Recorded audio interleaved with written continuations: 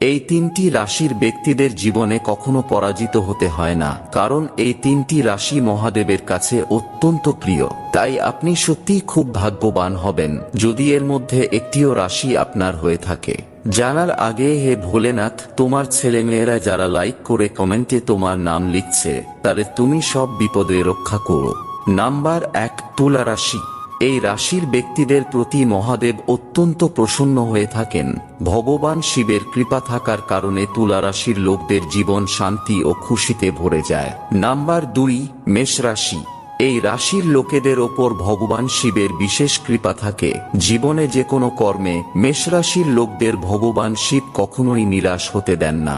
Number 3, মহাদেবের প্রিয় রাশিগুলির মধ্যে অত্যন্ত প্রিয় রাশি হল কুম্ভ রাশি। এই রাশির লোকেদের খুব বেশি পরিশ্রম করতে হয় না, খুব কম সময়ের মধ্যেই এনাদের সফলতার প্রাপ্তি হয়।